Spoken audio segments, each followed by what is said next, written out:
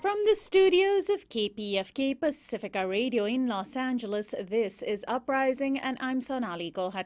It's Tuesday, June 9th, 2015. On today's show, we'll turn to Costas Panayotakis to find out how negotiations over Greece's debt burdens are playing out as a major deadline looms. Will Greece exit from the EU or not? And we'll turn to prominent Indian feminist politician Brinda Karat with the Communist Party of India, Marxist, to assess Prime Minister Narendra Modi's first year in office. That's coming up after the news. Joining us now to analyze today's headlines is Robert Jensen. He's an author and a professor of journalism at the University of Texas at Austin. Hi, Bob. Hello, Sonali. Syrian rebels are claiming a major victory today as the Free Syrian Army successfully captured a military base in the south of their embattled nation. The base, Liwa 52, is considered one of the Syrian military's biggest bases and represents a setback for President Bashar al-Assad. Assad's forces reportedly killed 49 civilians in the northwestern part of Syria earlier in the week. 6 were children. The Syrian government has been documented using indiscriminate weaponry such as barrel bombs, which were reportedly dropped on a town in Aleppo yesterday, killing 4 people. Meanwhile, AP is reporting that on the Syria-Lebanon border, Hezbollah has repelled an attack by Syrian rebel groups and the Islamic State. Hezbollah, the militant Lebanese organization, is supporting the Syrian government. According to the UN, more than 220,000 people have died and 12 million displaced in the 4-year-old conflict. Well, Bob, the Syria war is one of the most devastating in the world right now. With the rebel victory this morning, do you have any sense that the tide against Assad might be turning? Well, I'm ready to predict that the Assad government is going to remain in power right until the moment it falls. In other words, I don't have a clue. You know, this conflict has gone back and forth so many times. I think predictions aren't worth a lot right now. I think the more interesting question, though, is whoever is in power, what is going to remain of Syria? We now have 2 countries in the Middle East, both Iraq and Syria, in which there are serious power struggles. And one of the questions is, will either of those countries remain in the form that we're used to? Will there be a unified Iraq, a unified Syria? Increasingly, it doesn't look like it, especially in Syria. How do the Kurds play in? There's significant Kurdish populations in both countries. How does that connect to Turkey? There are so many moving parts in this region right now that I think prediction is folly. And here in the United States, video of police violence at a pool party in McKinney, Texas, have gone viral, providing yet more evidence of racist behavior by law enforcement. A group of African-American teens were enjoying a summer day at a pool over the weekend when an argument reportedly broke out between a white woman and Tatiana Rhodes, the African-American host of the party. The white woman reportedly assaulted Rhodes and made racist and classist comments. When the police arrived, they manhandled the teens, including a young black teenager wearing only a bikini. Commentators viewing the video say the officer who dug his knees into the girl's back veered dangerously close to sexually assaulting her. The officer in question has been placed on leave. The father of one of the girls present said he wants nothing less than for the officer to be fired. A 15-year-old white boy named Brandon Brooks, who captured the whole incident on his cell phone, is now speaking out about the incident, saying that police clearly targeted only people of color and completely ignored him. Bob, once again, we're talking about Texas. What do you think needs to happen now? If this was a group of officers who treated a pool party of white kids in this way, we may have charges against the police. At the very least, there would be lawsuits from parents, right? You know, this is a striking case. In this case, we don't have an officer shooting someone. In some ways, though, it's more frightening. You can't tell much from a 52-second video, of course. But the rage that this officer exhibits is really quite frightening. I was scared watching it. You're not talking about someone who was fearing for his life. You're talking about someone dealing with teenagers in swimming suits. There can be no claim that there was a tangible threat. What you see is just that rage. Now, obviously, this has to do with race. The targeting, disproportionate targeting of Black people is clear. Obviously, it has something to do with class, the references to Section 8 housing that were made by some of the white party goers. But there's also this problem of just police officers out of control that I think we have to come to grips with as well. And we will be covering this incident in greater detail later this week. And finally, one of the nation's most prominent prosecutors, Vincent Bugliosi, has died. He was 80 years old and passed away from cancer at a Los Angeles hospital on Monday. Bugliosi was known to most of the country as the prosecutor of the serial killer Charles Manson and for his best-selling book about it, Helter Skelter. Bugliosi also wrote a book about the Kennedy assassination, attempting to quell conspiracy theories. But progressives owe him a great debt for his work in laying the legal groundwork for charging President George W. Bush. In his 2008 book, The Prosecution of George W. Bush for Murder, he laid out how Bush was responsible for the murders of thousands of U.S. soldiers in the Iraq War and hundreds of thousands of Iraqi civilians. That book was made into a documentary by the same name last October. In 2011, he wrote my personal favorite, The Divinity of Doubt, The God Question, about which he spoke at length at KPFK Studios on Uprising. So, Bob, I had the privilege of speaking actually with Bugliosi by phone just a few months ago when I discussed with him the documentary based on his books, on his book about George W. Bush. And I'm wondering if you have any thoughts about the legacy of this very interesting man. I do. Two things really hit me this morning when I heard the news. One is that, he became very famous around a high-profile sensational murder case, the Manson case, but he used that fame not to simply cash in or to continue to pursue sensational cases. He really tried to use the profile he had to expand our understanding of more important things. The other thing is, the law is both our friend and our greatest betrayer, and he was the best of the law.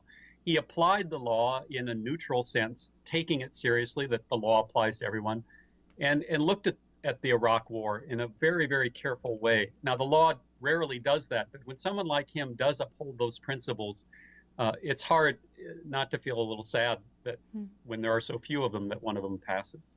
And our viewers can find the interview I did with him in 2011 at our YouTube channel, youtube.com/uprising with Sonali. Bob, thanks so much, as always, for joining us. Thanks, Sonali. My guest, Robert Jensen, is an author and a professor of journalism at the University of Texas at Austin. We'll be right back after this break.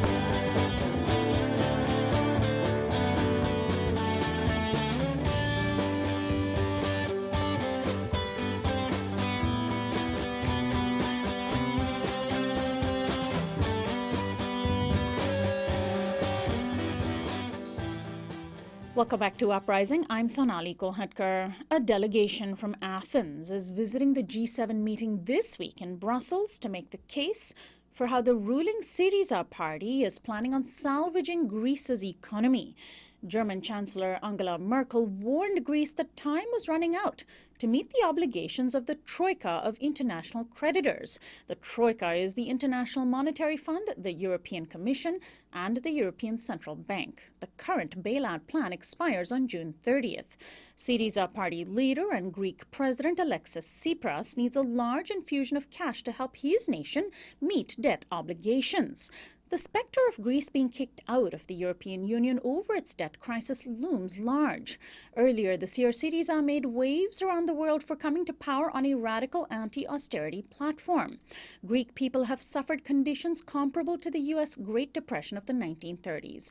Joining me now is Costas Panayotakis. He is a professor of sociology at the City University of New York, and he's the author of Remaking Scarcity: From Capitalist Inefficiency to Economic Democracy. Welcome to Uprising, Costas. It's a pleasure to be on your show. Thanks so much for joining us. Well, there's news coming out just this morning that there are apparently new proposals that Greece has just submitted.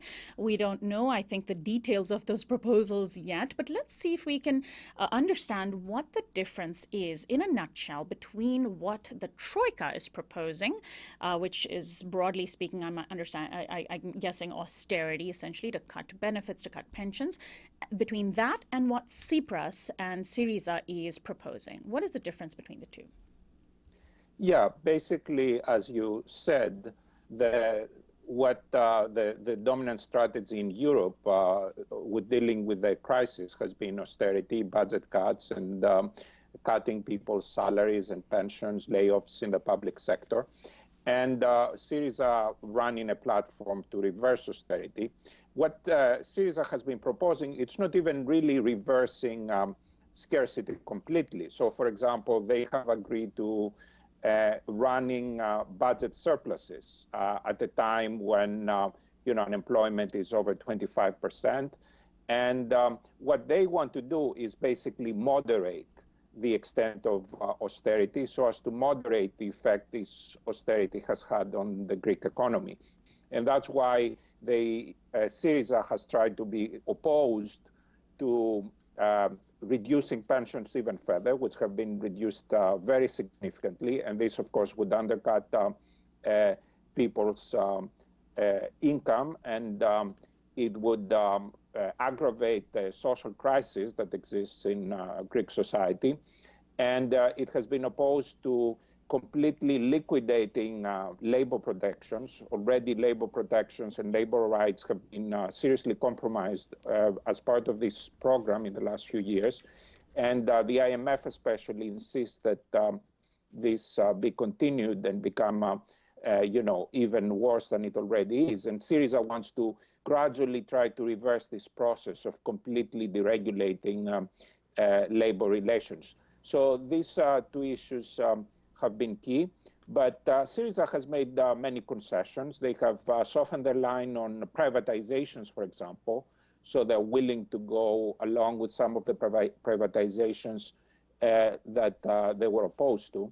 But it seems like the Europeans and the IMF are playing hardball because, and I think partly the reason is not purely economic, it's partly political, because they see Syriza as a political threat, and they fear that if the negotiation ends up in a way that is can be interpreted as a success for Syriza, that this could embolden other anti-austerity forces across Europe. So it seems like what they want to do is basically humiliate Syriza, humiliate Tsipras, to basically send a message that there is no alternative to austerity, and you have to basically do, even though this strategy has been devastating, that basically if you try to go against it, if people in the people in a European country has the audacity to vote against austerity, basically they will basically regret it. So it's a way of trying to warn people against any attempt to, try to react. So essentially, this is an ideological battle. And I want to quote Joseph Stiglitz, Nobel Prize-winning economist, who wrote an op-ed this week entitled "Backing Greece into a Corner Serves No One." In it, he wrote, "Greece has met its creditors' demands far more than halfway, yet Germany and Greece's other creditors continue to demand that the country sign onto a program that has proven to be a failure and that few economists ever thought could, would, or should be implemented." So essentially, we're not hearing this angle of it in the news. If you read the news of Greece and its debt negotiations, it sounds like Syriza is the one that is holding fast to its ideological position and that the Troika are the reasonable ones. Yeah, I mean, it's possible that the Europeans have won the kind of the battle of the media, so to speak. And of course, they are the hegemonic force in Europe. They have lots of experience governing. They have their contacts with the establishment media. And lots of the establishment media is very sympathetic to neoliberalism. So certainly the Europeans have had an advantage. and Syriza might have been perhaps more effective in getting its message out. But also, as you mentioned, Joseph Stiglitz would be an example of a voice that would go against this neoliberal consensus in many ways. But I mean, again, Joseph Stiglitz is a liberal American economist. Another example would be Paul Krugman. It's kind of sad that in Europe, basically Europe used to be seen as a humane alternative, of capitalism, a humane alternative to the free market capitalism represented by the Anglo-Saxon world and the US. But, what we see now is that basically Europe, through this crisis, is trying to dismantle this welfare state model that was a source of pride for European people in the post-war period. And it is following policies that are really very, very conservative. I mean, what we're talking about is Syriza right now, the kind of policies that it is proposing, in some ways could be seen as being well to the right of the policies proposed by John Maynard Keynes. And John Maynard Keynes, was a kind of mainstream figure not that long ago, and he was the economist on the basis of this European model that was a source of pride for European people. But now they want to dismantle this model, have extreme neoliberalism, no matter what the sort of level of social devastation that may result. So, Costas, going further in the op-ed by Stiglitz, he said that the swing in Greece's fiscal position from a large primary deficit to a surplus was almost unprecedented. Honestly, I didn't even realize there was a surplus. But the demand by the Troika that the country achieve a primary surplus of 4.5% of GDP was unconscionable. I mean, their demands in very specific terms are quite unreasonable, and we're not hearing much about this. They have set up Syriza to fail. This goes back to your original point that the real fight is to make sure other forces in Europe, such as, say, Podemos in Spain, are not going to be emboldened. Yeah, exactly. I mean, the idea of the primary budget surplus is that the expenditures of the Greek government become much less than the revenues. And the difference, the surplus, is to be used to basically service the debt. And this happened, very rapidly. And in order to achieve this very rapidly, of course, you had very draconian measures that basically destroyed the Greek economy, destroyed Greek society. And that's why you have 25% unemployment. That's why the economy shrunk by 25% in a matter of a few years. And so the reason is there is a lot of resistance in Europe to restructuring the debt and to basically cutting the Greek debt. I mean, most economists realize that this debt is unsustainable. It cannot be paid. It's something like almost 200. It's 175% of Greek GDP. Wow. So there is a lot of resistance to that. And in order to make it seem the program seems sustainable, they basically play with numbers and basically say that Greece needs to have a surplus that is astronomical. It's like if if I went to a bank and I wanted a loan for $20 million, and they told me, yes, okay, we'll give you this loan, but you have to make $10 million a year in the next few years. I mean, it's like they are in a situation where they have had to basically prevent Greece from defaulting because of the repercussions on the Eurozone, but they don't want to restructure the debt. So they come up with these criteria that are unsustainable. And if they were to be, seriously pursued, they would basically make the crisis even deeper. So this is what is going on. What about the possibility of defaulting on debt? Does a Greek default automatically mean a Greek exit from the EU? And if so, would that be so bad for Greece? Could it set up a ripple effect throughout the EU? Well, I mean, there is different views on this issue, and there are some economists within Syriza that support this idea of defaulting on the debt while staying within the Eurozone. There is this idea that the Greek government should prioritize paying people's pensions and salaries rather than continuing to service the debt. There is a wing within Syriza that actually favors the Greece's exit from the Eurozone, and they have been arguing for that. The idea being that Greece could devalue its currency and regain competitiveness and regain control over important economic policies like fiscal policy and currency policy. But then on the other hand, of course, you have lots of the mainstream sort of neoliberal media, both in Greece and internationally, that try to equate defaulting on Greece's debt with the Eurozone, and they do that as part of a campaign of ideological terrorism to basically make the argument that the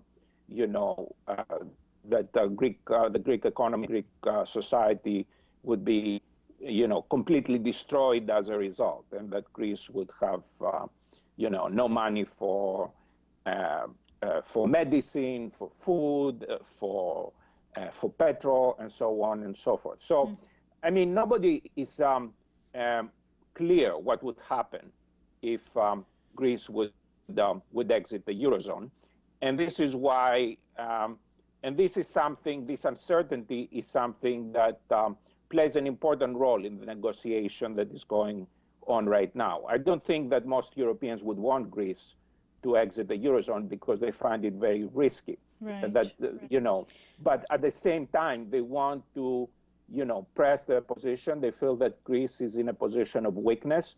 So they are doing their utmost to try to basically humiliate the Greek government and send us, a message to everybody else in Europe.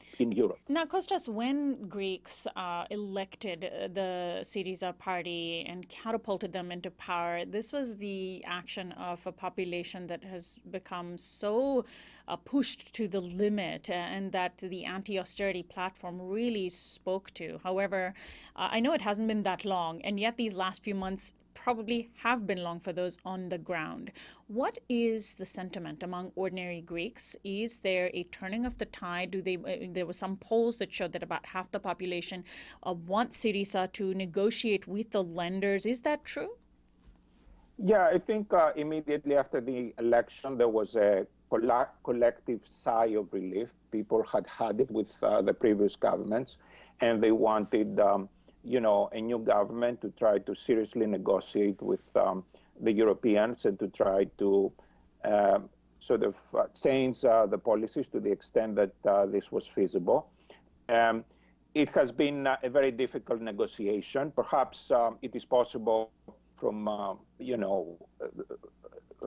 the way the situation appears that the Syriza leadership itself was perhaps overly optimistic as to the extent to which Europeans would be amenable to renegotiation without being threatened with Greece's exit from the Eurozone. And right now, I think both the Syriza leadership and the Greek population, I think it is dawning onto them that you cannot have your cake and eat it. I mean, increasingly, it looks like this idea that austerity can be reversed while staying in the Eurozone, it is becoming more of a problematic proposition. It hasn't definitely proven to be wrong, but it does look like the Syriza leadership may have been a little too optimistic. So I think the crucial moment is approaching where basically both the Syriza leadership and the Greek population will basically may have to make very difficult decision. What's the top priority? Is the top priority to reverse the austerity policies that have brought such destruction on the social fabric in Greek society, or is the priority to remain within the Eurozone? So there have been different polls. Syriza is still popular. It's ahead of the opposition. I mean, the gap between Syriza and the Conservatives, who used to be the leading party in the ruling coalition up to January, the gap between the two parties has increased since the election. But at the same time, there are also polls that show that most Greeks want to remain in the Eurozone. So I think, a time of reckoning will have to come soon, and everybody will have to clarify what, their priorities are, and how Greece should deal with this difficult situation and this great dilemma that will determine people's future both in Greece and in Europe. And the June 30th deadline that is coming up, much could happen right before then, and certainly we will be monitoring this story. I want to thank you so much for joining us today, Costas. Thank you. My guest, Costas Panayotakis, is a professor of sociology at the City University of New York. He's also the author of Remaking Scarcity: From Capitalist Inefficiency to Economic Democracy. And we've been talking about the situation in Greece as the Syriza party continues to negotiate and stand firm while it's being backed into a corner. This is Uprising. We'll be right back after this short break.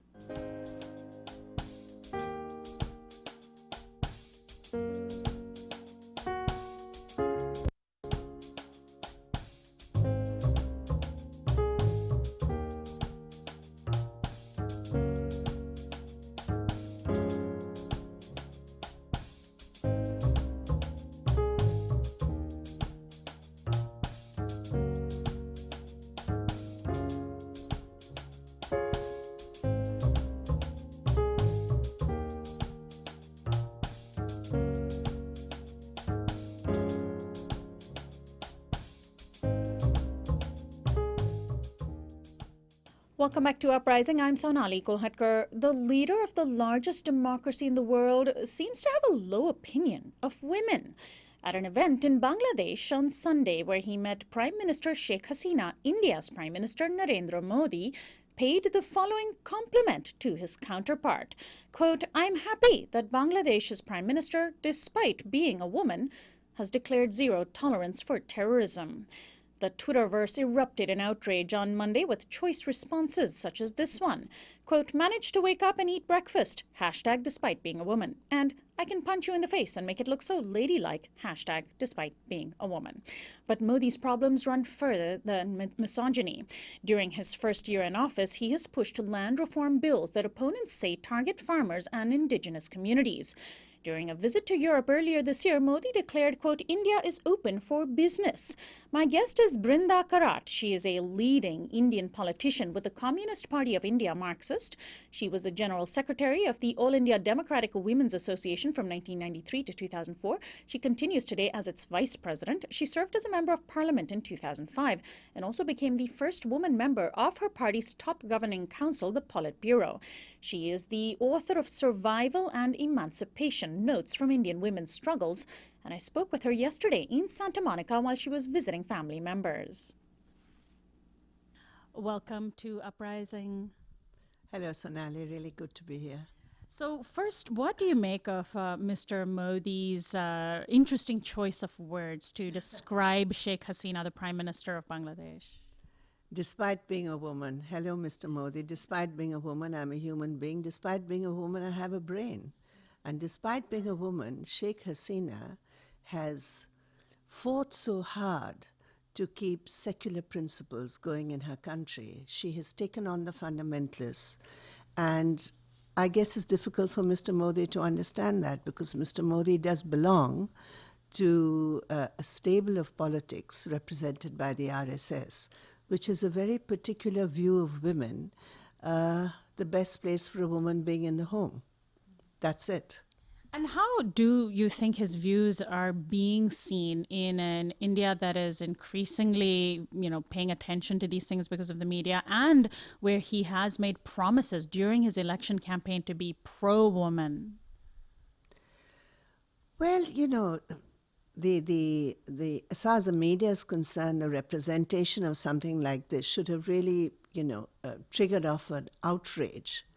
But I'm not sure whether that's happening right now. But as far as women are concerned, I think in the last 1 year, we have been confronted with a kind of fundamentalism which defines a woman's role in a very particular way.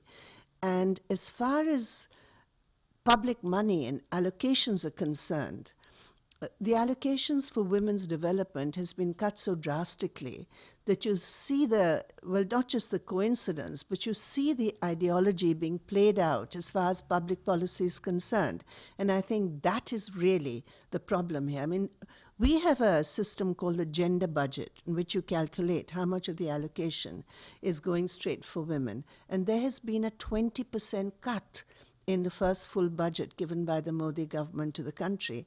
So this kind of reflects a downplaying of all that we have achieved, and also a reversal, in a sense, of many things that we have been demanding and we also achieved. And so in the past couple of years, India has been in the international spotlight for a series of very high-profile rapes and sexual assaults. Not to say that wasn't happening before, but the certain incidents got a lot of attention, and many Indians saw it as a sort of stain on India. And there's, I understand, just been this kind of internal struggle, but also a lot of dialogue. How, as a feminist, do you assess the national dialogue on gender, on feminism, and on sexual assault in the past couple of years in India?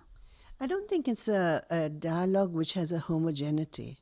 I think, there are different people with different approaches which are all coming into the dialogue. And I think one of the things that we do see is that the so-called women's issue has become a much more an issue which is also linked to basic rights of citizenship, or basic rights of democracy, a constitutional framework for the rights of women and the rights of women to security, rather than an individual aspect of, my security. Because if you look at it that way, then you always tend to go into a place where you're asked, so why were you there? Why were you walking in the street at night? Why were you with your boyfriend or with your partner, at a late night show, etc.?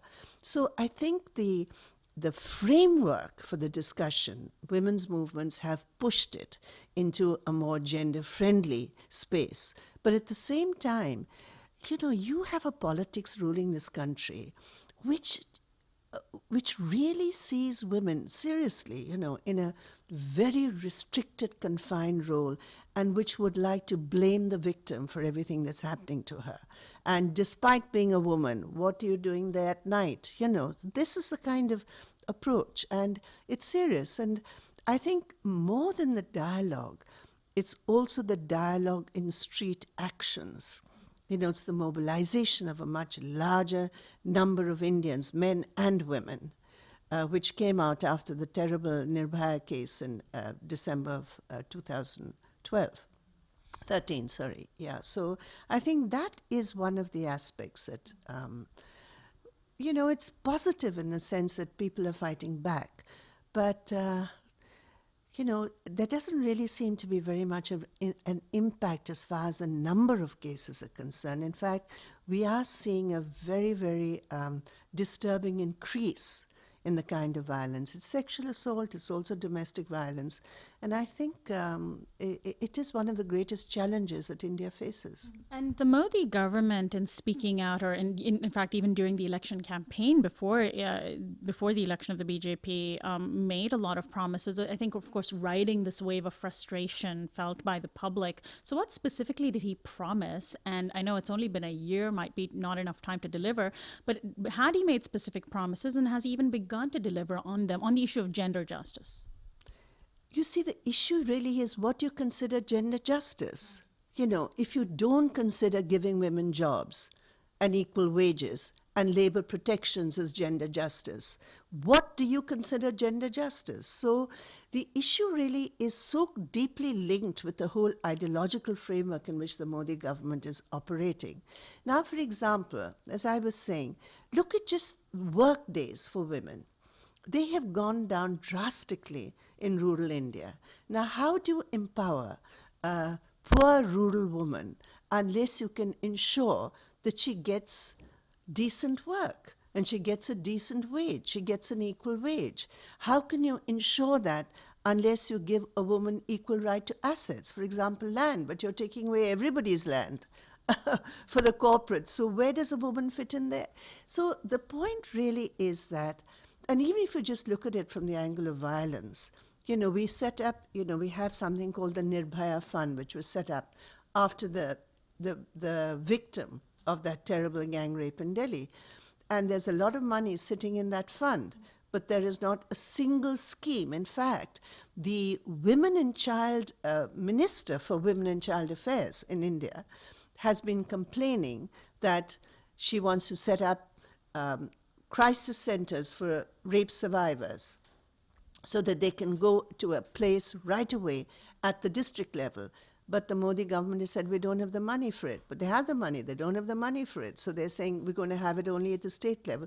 So, when you come to the nitty-gritty of it and look at the small detail, Modi talks big, but unfortunately, it's really not playing out on the ground. So you mentioned land, and that's a big issue in India. It's an agricultural economy, but it's also a densely populated country, so land is premium. And Modi has promised land reforms. He has opened up, thrown out the welcome mat ideologically, at least, and metaphorically to the world, saying India is open for business. What are some of the land reforms that he has put forth? I understand you were at a meeting recently that was reported in the press where you said the parliament has turned into a gang of capitalists, or at least that's what was reported.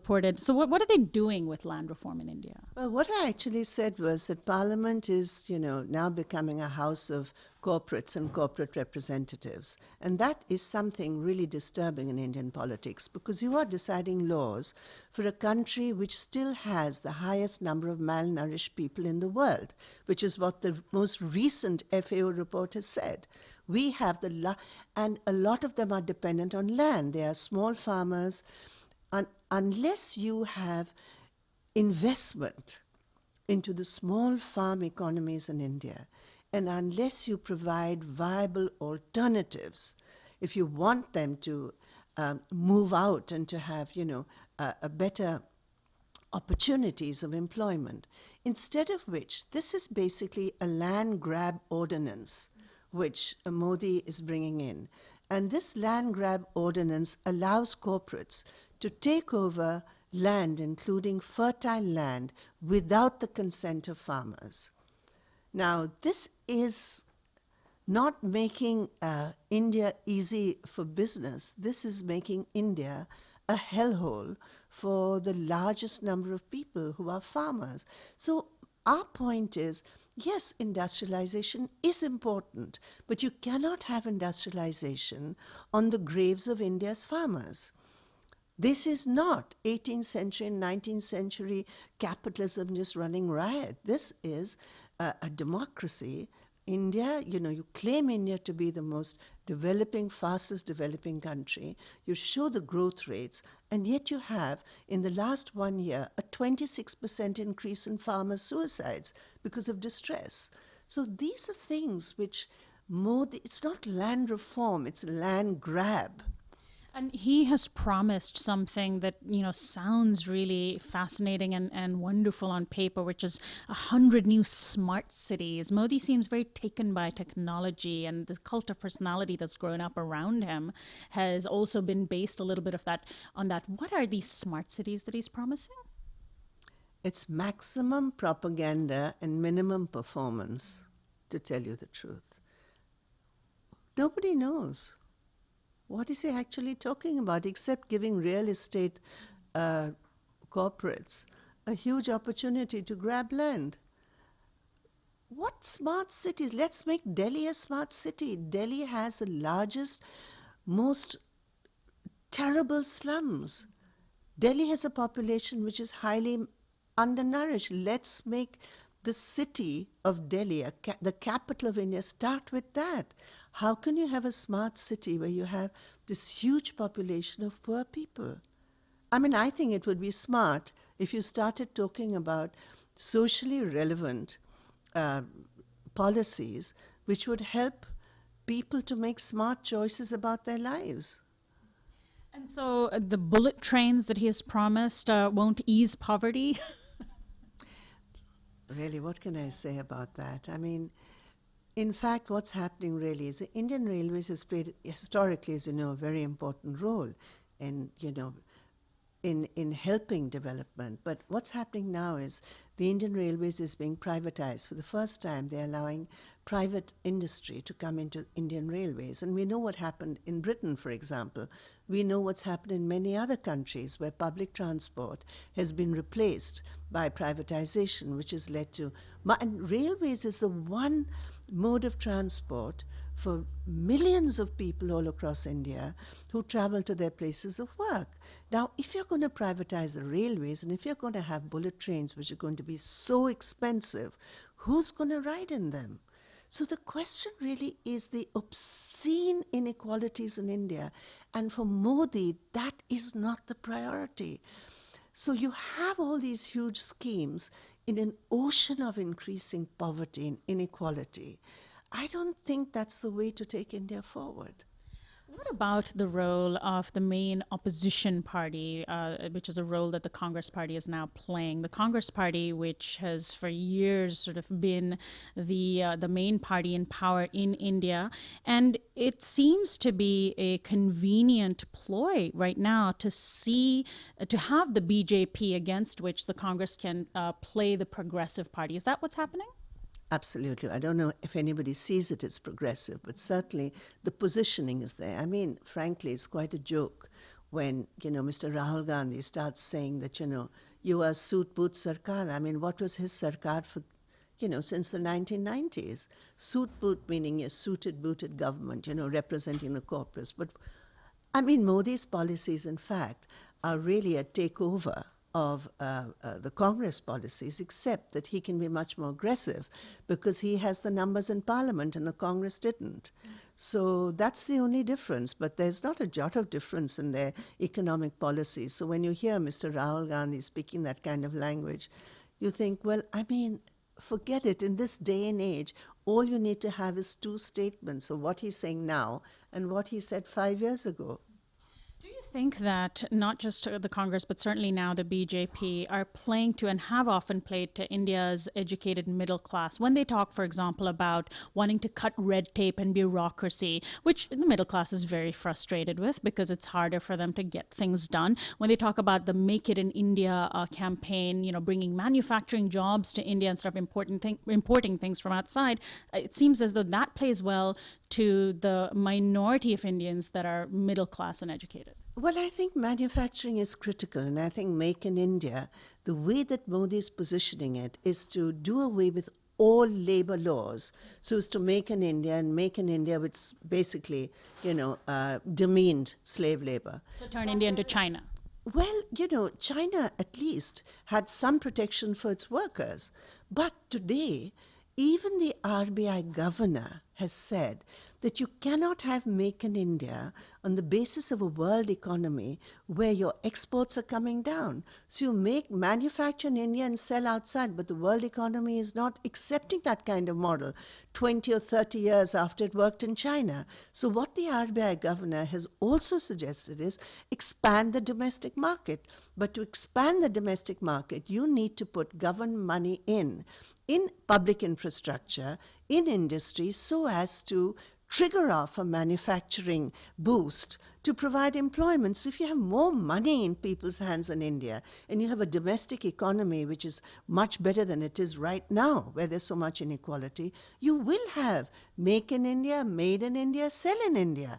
You can't just have make, you have to have Sell in India because you have the largest population. For example, the latest consumption expenditure figures right now, it shows that there's a decline over the last year.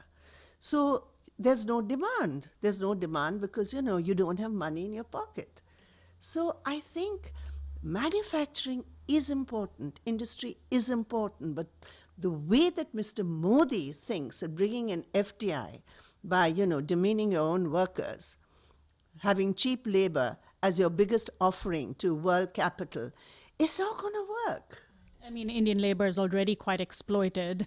Do you know, out of every 100 rupees of cost of a factory, just 2 rupees 17 paisa is the cost, the wage cost. So it's so low already. So where do you want to push it down, So, what about the fact that the Indian left, of which your party, the CPIM, represents a strong part? What sort of role does the CPIM and other left parties play? And there was a time when there seemed as though there was more power in the hands of left parties, and that's sort of come and gone. That's true. We have suffered a big electoral setback in the last 5 years, and even in the last Lok Sabha elections. So our numbers in parliament are down. So certainly that does affect your intervention as far as parliament is concerned, as far as preventing the kind of laws which Modi wants to push. 50 laws he wants to push without parliamentary scrutiny. And of course, if the left had a bigger presence in parliament, we would have been able to fight that in a much stronger way. However, I think that right now what India needs is a movement based on alternative politics. And I think that is where the CPIM and the left has to come out much more strongly in a more united way.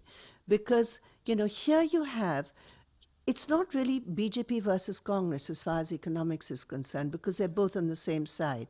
So basically, to have an understanding of alternative politics, I think the fulcrum has to be united left. And I think that's what we're working on right now. Wider platform of left forces, of left and democratic-minded citizens, not necessarily in political parties, just individuals, groups, organizations, movements, and that kind of a coming together. Social alliances, I think, is very, very critical. And our recent party conference, our national party conference, has decided on this approach for our intervention. And I hope that that's going to help us to increase the resistance. And how do you explain the electoral defeats? And also, does that have anything to do with the rise of a new party on the scene, the Aam Aadmi Party, which many have made much of? It's not clear necessarily whether they have an ideological platform beyond ending corruption, etc. No, not at all. The AAP has just 4 members in parliament, and that also from a single state. So I don't think that's anything to do with it. It's more to do with the loss of our base in West Bengal. Because our representation parliament was mainly from the 3 states of Kerala, West Bengal, and Tripura.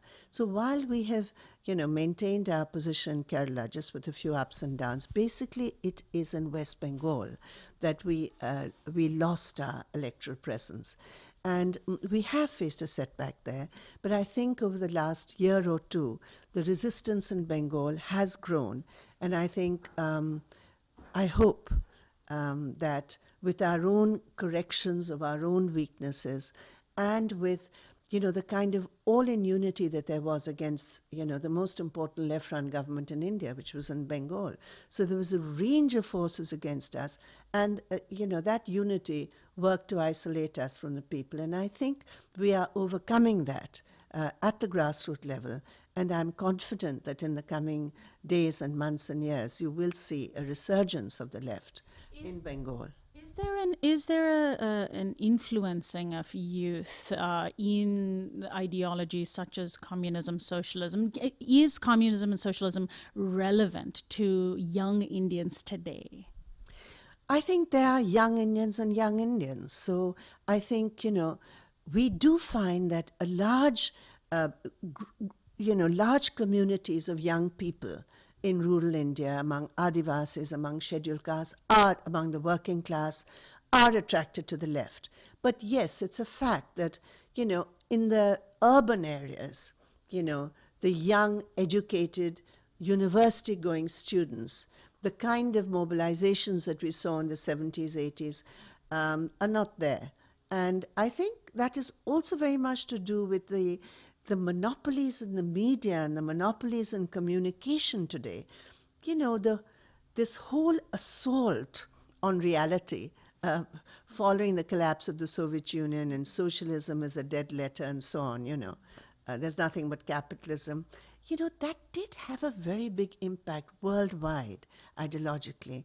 But we do find, for example, in many areas in Europe, we see in Greece, we see in Portugal, we see in many areas in Europe and even in American campuses, we see a bigger interest in left ideology, in Marxism. Latin America, of course. I mean, Latin America has led the resistance to neoliberal policies, and they have provided sustainable alternatives. But it has had an impact, and it is a struggle. So when you were I saying, don't want to underestimate, the setback that we've had ideologically worldwide. But, there's a logic to the fight back. Because look at where capitalism is landing the world today. I mean, does capitalism have any answers morally, ethically, economically, politically, except to give more and more power to the 1%? I mean, let's face it, it does not have the answers. Socialism does. But I think every country has to work out its own way of reaching that socialist goal. so on the issue of the media, which is an interesting question, Indian media companies have just boomed in the last few years, but also multinational conglomerates have taken over much of the media landscape in India as well. And you see a very different landscape on television, for example, today than you did before. At the same time, the rise of internet media and social media and peer-to-peer communications has risen remarkably, where people are able to communicate with one another and with people around the world like never before. How do you see those sort of twin forces impacting the way people think and the future of the left in India? Well, I believe that, there are certainly different tracks available today as far as communication is concerned.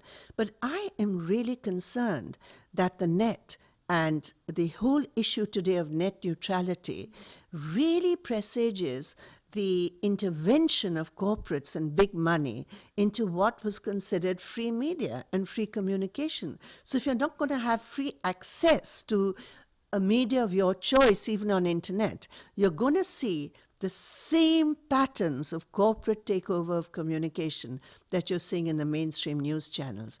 I mean, it is just shocking and sickening and disgusting that, the money that's put in, and, we have something called paid news, It's literally, I mean, of course, you have the more obvious parts of it where you're buying advertisement time and you're buying out journalists, so on. That's obvious. But frankly, paid news is so much a part of the corporate takeover of the whole world, frankly, that, you just have to be so clear and rooted in young people and people who get their news from, watching interpretations on TV channels. You cannot imagine what it was during the Lok Sabha elections in India. I mean, nobody had a chance because there was a corporate support, a united, strong corporate backing of Mr. Modi as Prime Minister. And the main media channels in India were totally with it. So you saw live wall-to-wall coverage of every statement he made, every speech he made. It was just the most amazing take. They said, oh, well, this is like the American presidential elections. And I said, well, God help India. So, I mean, and that's what Chomsky called manufacturing consent. Yeah, absolutely, years ago. And, and we're seeing it now in so many diverse ways. And I think that is really, if they are allowed to take over internet, which is really a big struggle which is going on right now, you deep pockets and independent channels don't go together. And I think the very fact that independent channels such as yours exist is also because there is such a need. People feel the need for it more and more. They want less noise and more news. So finally, I'm wondering if you think the fact that Mr. Modi has made such vast promises to the Indian people, that the good days are coming, that he has made such exuberant pledges that, a year later, he's not able to put forward. He may not even have enough votes in the upper house of parliament to push forward some of his reforms. Is there a risk that exuberance might fade, that people would start, the vast majority of people who might have drunk the Kool-Aid might start to see through it? As far as Mr. Modi is concerned, it's certainly a concern. as far as we are concerned, that's what we're working for. Because what we have seen, and I agree with you, that, 1 year is not, you cannot really come, but you can certainly see the direction a government is going to take. And this is really, so pro-corporate and backed by, forces of sectarian strife. You have this whole part of communalization of politics where religion becomes an instrument of really sectarian mobilization targeting minorities. Now, that is the greatest concern for India today. And I think a combination of corporates and the sectarian mobilization based on religion targeting minorities, that is really a very big challenge which has emerged in the last year, because you have a prime minister who is openly committed to the RSS view of so-called Hindutva in India. And I think that's not India.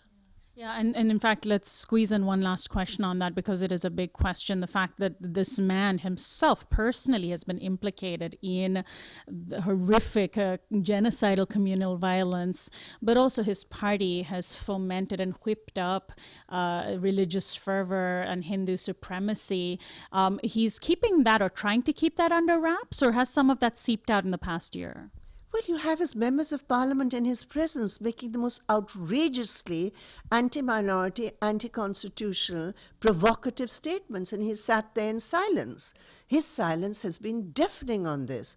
And this is the two-track politics, that you speak something, you say, we're going to take everybody with us. And then at the grassroots level, you are giving full rein and support to the RSS to have direct access to power. And I think that is the story of Mr. Modi's success. You still have the RSS working hard to divide India, and you have a prime minister who believes in that, and he defends that by his silence.